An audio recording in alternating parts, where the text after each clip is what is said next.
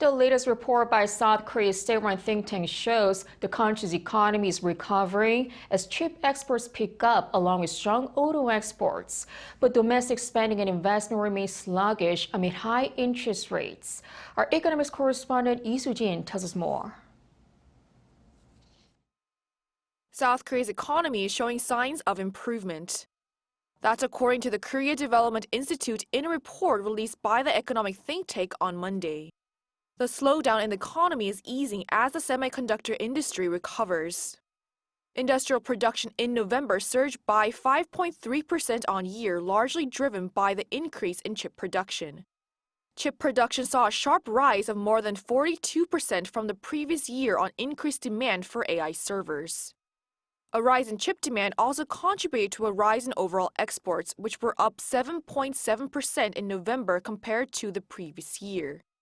Exports overall in December were up 5.1% compared to the year before, and while that gain wasn't quite as big as in November, the increase was larger when adjusted for the number of working days.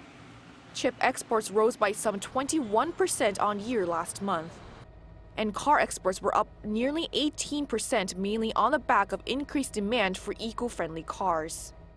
But the economy still faces headwinds as consumption and investment remain sluggish due to ongoing high interest rates.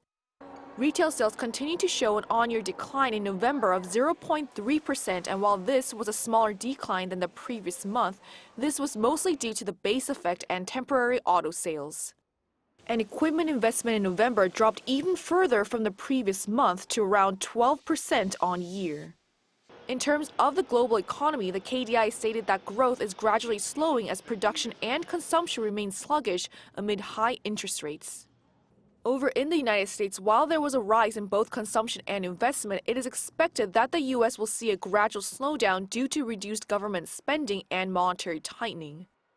In China, the real estate market continues to see a dip in home prices despite economic stimulus policies, raising the possibility of slower growth.